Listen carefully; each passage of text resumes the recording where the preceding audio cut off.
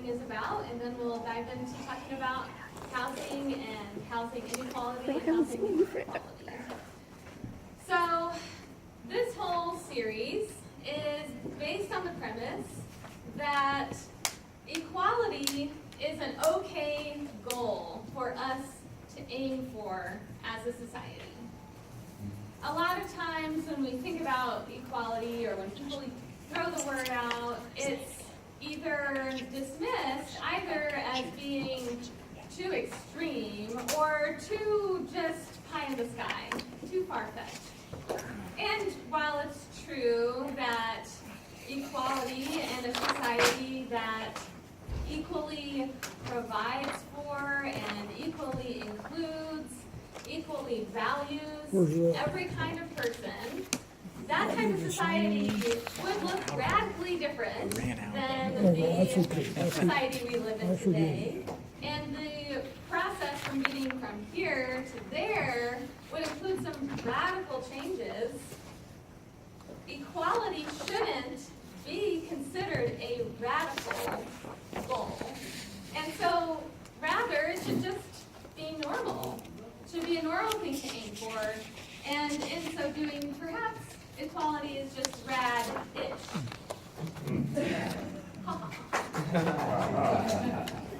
Thank you, Sarah. And so we have looked at mental health inequality, we've looked at physical health inequality. Today we're talking about housing inequality, and our final two sessions will be on the issues of racial inequality and neighborhood environmental quality inequality. And we hope to see you at those as well. When I was a kid, I spent a lot of time with my best friend, Melissa. And many summer days, this is down in Houston, so summer means extremely hot and humid, I would hop on my bicycle, ride it out of my neighborhood, across the bridge that goes over the ditch, past the elementary school, and hang a right onto Loch Lomond Street to Melissa's house.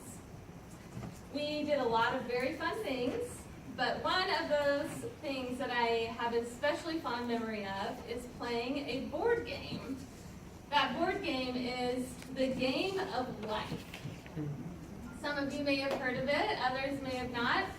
Basically, the game of life is a board game that kind of tries to simulate the process of going through life. You advance it through the board, and while you do that, you decide whether to go to college or not, and you land on a square that says, pick a career already, and you decide whether you want to be a teacher or a police officer or a real estate agent. You roll the dice, and that tells you how many kids you're going to have, and you pick a retirement plan. In a sense, it's kind of strange that kids would enjoy playing this game, but it's so fun. It is so fun. We spent hours and hours playing this game over and over again. This one particular phase of the game is when you get to pick what house you want to live in. And I still remember deliberating, holding these cards in my hand and deliberating, deciding which of these houses do I want to live in, and picturing myself in this house or that house.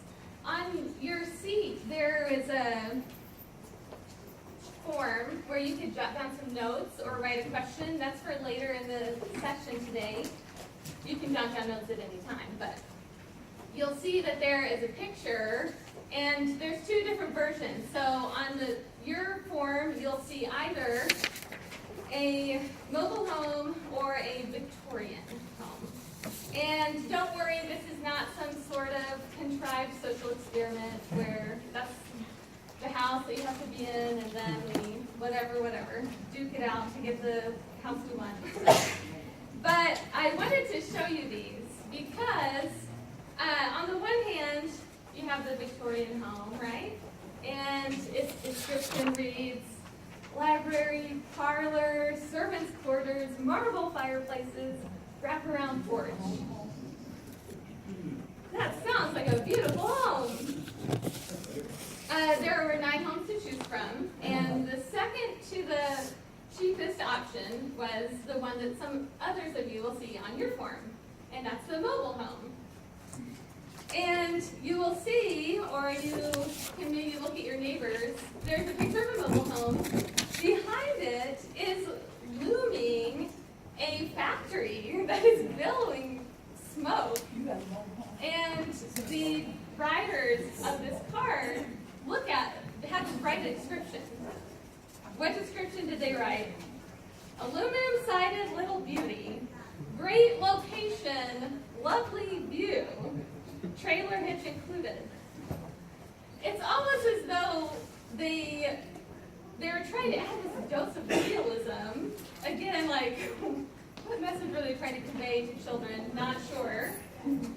But they had to describe this home as tongue-in-cheek after putting it in front of a large factory, which is actually a reality for a lot of low-income housing, that it's more likely to be in an area where there are toxins and pollutants. But you'll have to come back for our last session to hear more about that. But I would look at each of these houses. There's, in addition to these two, there's a cottage, country cottage, a house with a picket fence and a garden all around. There's a Tudor-style home. There's a beach house that's about to get blown away by a hurricane. And there are several different versions of all different prices. And as a 8-year-old, 7-year-old, 9-year-old, I would play this game and picture myself in a house. And it was one of the funnest parts of that game because it felt real and it felt very concrete, knowing I will always live somewhere, someday, and it's fun to think about, what kind of home could I live in that would make me feel proud? What kind of home do I like how it looks? What kind of home do I like the location? And it's not right next to a factory billowing smoke. So, as we think about housing, I want, if you don't mind, for you to keep 7-year-old Adrianne with her chubby little fingers holding these cards in mind. Because I think that all of us have this same desire to have a home that we like the looks of, to have a home that we feel comfortable in, and to have a say in our housing. Housing and housing quality are not just matters of something that you like, but they also have an impact. Your housing, where your housing is located, the quality of your housing, whether or not your housing is crowded, has an impact on your health. It has an impact on your educational outcomes. It has an impact on your mental health. And so there are a few things in life that influence us quite as much as having a place or not having a place to feel safe, to go to at the end of the day, to be able to access from that place the food that you need, the work and the income that you need. Our housing is essential to our functioning in very fundamental respects. But unlike the board game, the game of life, everybody doesn't have a moment in their life where they get to sit down and look at all of the housing options and then just pick their favorite. In fact, there are a lot of housing options that are inaccessible to a lot of people. I want to give you a couple definitions that we'll refer back to. And when people are looking at the broad picture of housing in our country or housing in our city, they look especially, partly because it's kind of easy to measure and to look at, they look at the cost of housing in relation to how much money that a person makes. So before I go on, I want to just invite you don't have to say it out loud, but think to yourself, how much does my housing cost? And how much does it cost in relation to how much money I make? So maybe it's on a monthly basis or an annual basis. But how much rent do I pay? How much utilities do I pay?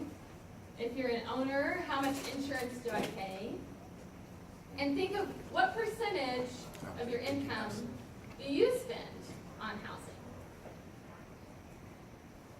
When we look at housing on the large scale, we see that, or people make the case that if you spend 30% or more of your income on housing, that you are cost burdened. That's more than you should be spending on your housing. Why? Because if you spend more than that on your housing, it is very likely that that cost is cutting into necessary costs that you need to be spending that money on otherwise. Those necessary costs are food, quality food. Those necessary costs include health care, transportation. And so if you're spending more than 30% of your income on housing, then there's a good chance that that is cutting into your ability to pay for other things that you need. That is cost burdened. If you spend more than 50% of your income on housing, that is the definition for severely cost burdened. That's the functional term that people throw around, right?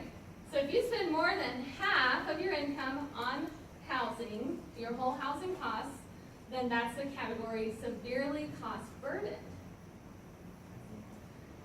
So, you thought already, maybe you did the quick math, how much you spend on housing compared to your income. Now I want you to guess for a second, how many people would you think are cost burdened, spend more than 30% of their income on their housing, or how many people are severely cost burdened? What percentage of Wyandotte County do you think, and maybe it was on the promotional material, how do I say that, spends half of their income on housing, or spends more than 30% of their income on housing? Anybody want to guess who didn't already know? 70 on the 30. 70%. Individuals pay more. Okay, more than 30%. Okay. I think the actual cost of the house is probably in the 30th percentile, but the ancillary costs of insurance and other things take it above that. To the next category. Right. And utilities are included in, oh, that takes it way up. Yeah. Way up. So if you think about, considering how important housing is, right? You would think that it's something that we kind of want to make sure people have access to. Well, half of Wyandotte County is cost burdened or severely cost burdened in their housing. Means that half of our county has to limit their spending on necessities because their housing is too expensive. And that is hard for me and for a lot of people to wrap their minds around. Why? Because Wyandotte County seems like it would be an inexpensive place to live. And the Midwest seems like it would be an inexpensive place to live. And compared to other parts of the country, it is. It's cheaper here. But that's why it's so important for us to take a step back and see, okay, well, it's cheaper, but it's cheaper than New York City, but how much is my housing compared to how much I actually make? And so we see, looking at it in that way, that 25% of people in Wyandotte County pay more than 30% of their income on housing, and 25% pay more than 50% of their income on housing, and so half are at least somewhat cost burdened. Can I ask a question? When you were using cost burden, are you including the taxes, the insurance involved in that? Okay. Because the actual house itself is within the guidelines of 30% or less. Right. The actual house, Yeah, it's the housing costs, so not just the mortgage or the rent. the entire cost. Okay. Yeah. So, this is important partly because it doesn't seem like a good thing to have people cutting into their necessities to pay for housing, but also because the number of people who are renting and the number of people who are severely cost burdened renters nationwide is projected to increase over the next 10 years. It has been increasing, and in fact, the number of people who are cost burdened in their housing has gone up. It's doubled. The percentage, has doubled since 1960. So we're on this long trajectory of the cost of housing increasing, and we have for the next 10 years projected by a Harvard housing study that the number of people in the country, the number of people who are renting, and the number of people who will be severely cost burdened by the cost of their rental housing is increasing, continuing to increase. So what is up with this? What is the deal? Well, housing is largely, not entirely, but it is largely, the cost of housing is largely determined by the market. And a lot of times that's how we talk about it, is that it's, our property values. They're affected by whether or not somebody wants to buy our property. But it's not just affected by the market in that way. There's more of this market ideology that is driving the way that housing is valued and priced at multiple levels. So, when you think about the way that a city takes this particular shape, you might think of housing and the places where people live and spend their time as places where they have value to those people because that's where they live, and that's an important place for them. It's where their community is. It's where their family is. That use value often comes in conflict with the exchange value, as in somebody else seeing that community, that space where your home is, as not in terms of whether it's useful to you or meaningful to you, but whether it has potential to make a profit. This happens at large scale, at the city planning level, and it happens at the small scale when you think about the tensions that arise over and over again between renters and landlords. A renter, often stigmatized for not caring about the community and not being here that long anyways, is in a home, and often in a home for a very long time. And that is valuable to them. It provides them safety and security and meaning and a place for their family. But the landlord is at odds because that same apartment, for example, or apartment building, is seen more in terms of its exchange value, its ability to make a profit, or its potential to make a profit. We also see the market ideology shaping housing when we look at our dear state of Kansas and our legislators, that we have been in this ongoing experiment to cut taxes and in order to do that, cut social spending, including the amount of spending that we have on things like housing. The truth of the matter is that it's just more expensive if you look just at whether it's profitable. It's not profitable to house everyone, because if you have huge numbers of the population who have very low income, they cannot provide on a monthly basis the amount of money that it costs to build and turn a profit on a house or an apartment. So, we see it happening at large scales and small scales, and fundamentally, it's okay for us to say, you know, the market isn't everything. And when we see things coming into conflict of someone's property rights versus someone's right or need to be housed, it's okay for us to say, you know, we want to work together as a society and as a city to make sure that people are housed and to make sure that people have a say in their housing. Even when somebody comes and makes the argument, yeah, well, you know that if we sold this property, we could sell it for so much more money. But maybe that neighborhood or that community or that apartment building is really valuable to the people who live there. And in best case scenario, maybe even, you know, renters, again, who are stigmatized, take pride in that space, in their apartment and in the property and in the building. So quickly, a few things that we can do. There is federal funding available for public housing, for example. And that is one of the most effective ways to help provide housing outside of the market.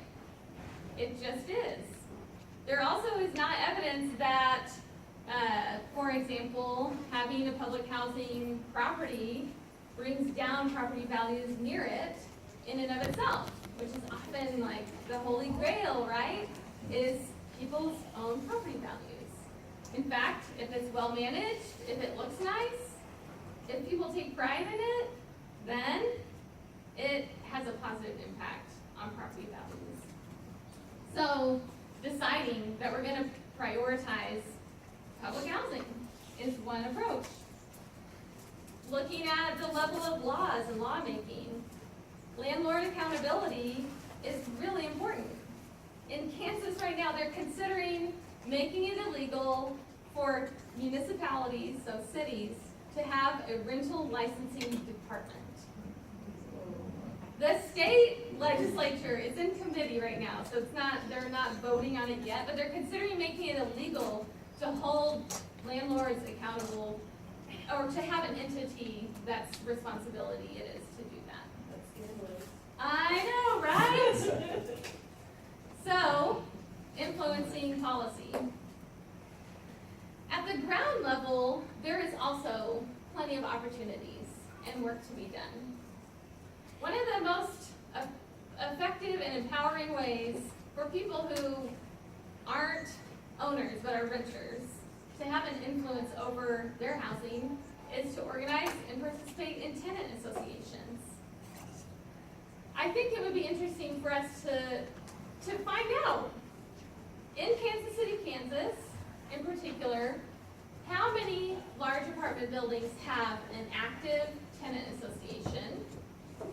How many tenants know that they could have a tenant association?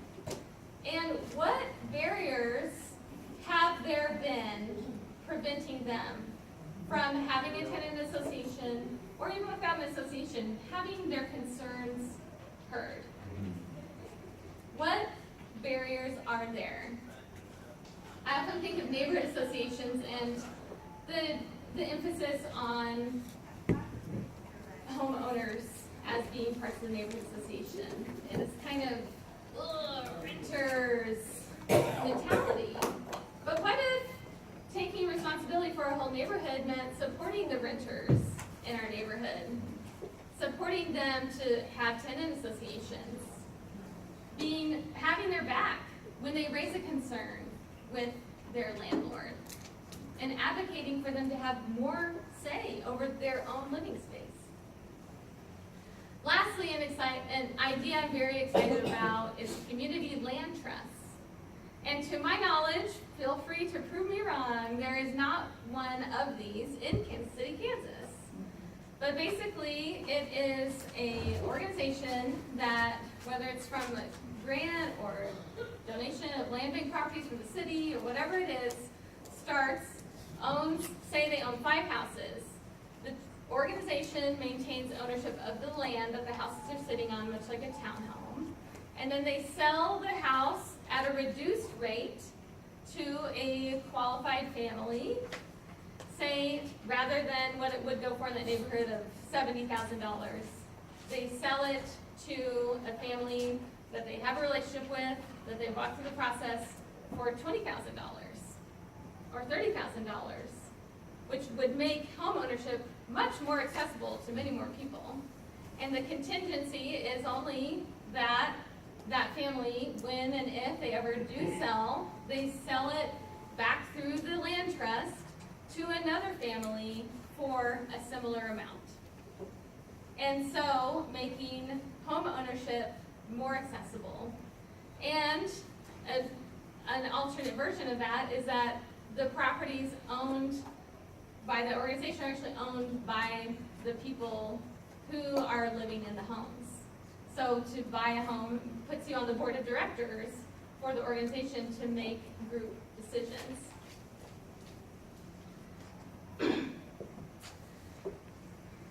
I must confess, as I was preparing for this and thinking about the board game, the game of life, I was really tempted to go off on this whole tangent, rabbit hole, of doing an analysis of the whole game and seeing like which parts of this game really are realistic.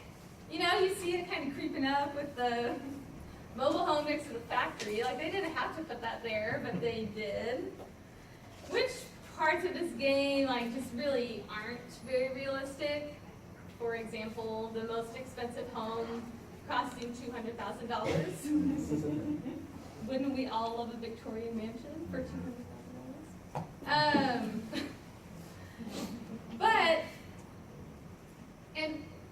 Sorry, why was that interesting? Why would it be interesting for me to spend any time analyzing a board game?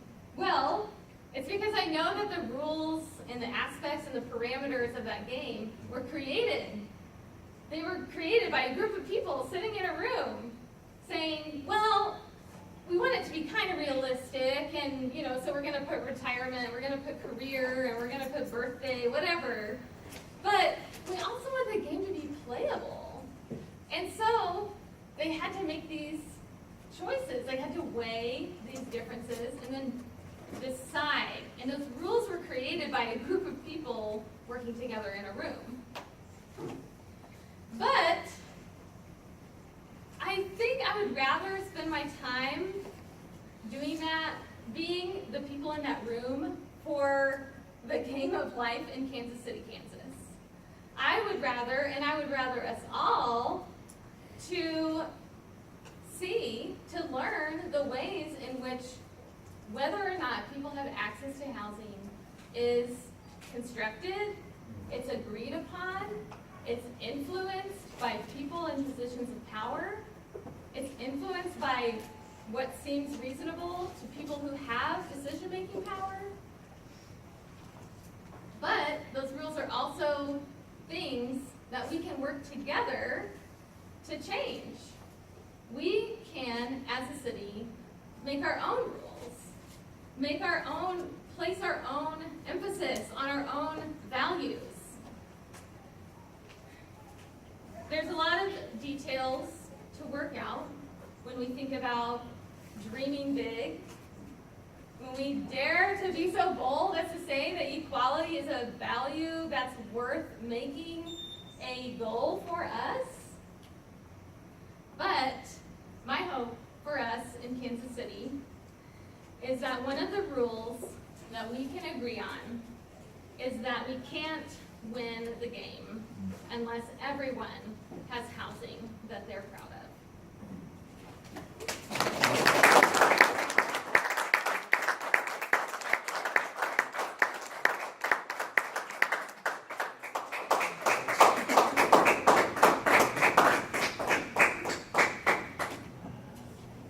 Well, that was a wonderful and informative presentation, and we will have a period for discussion and question and answer here shortly. But first, I am very, very excited to present Ogechi, our spoken word performer. I don't know what she's going to do, but I know it's going to be great. So let's start.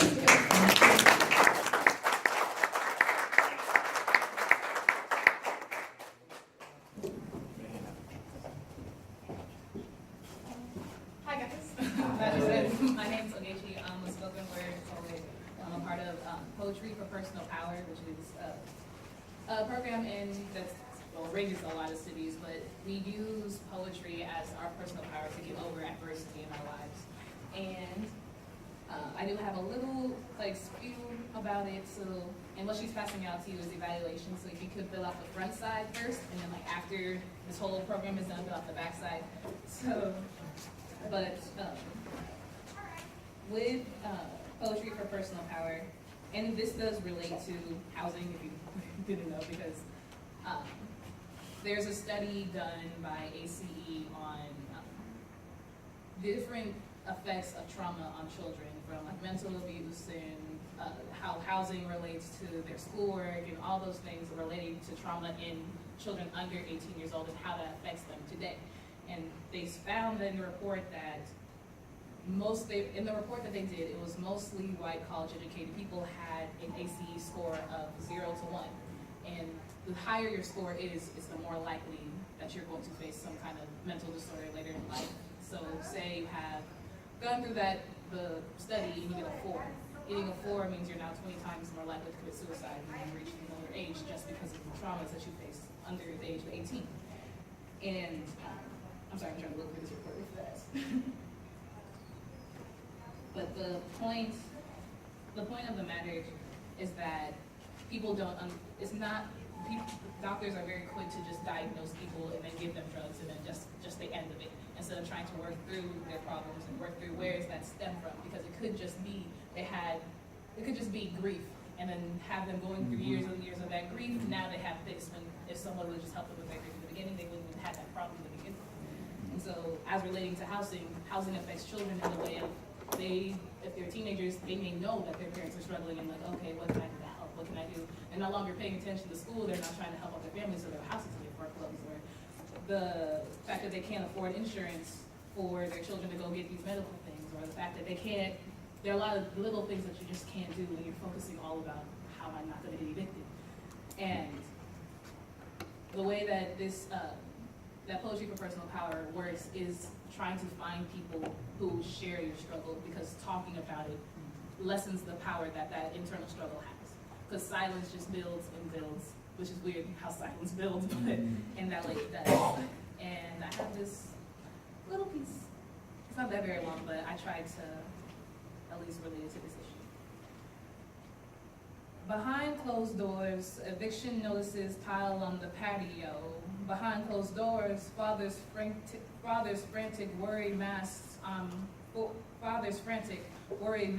forced on fines. Behind closed doors, mothers fear.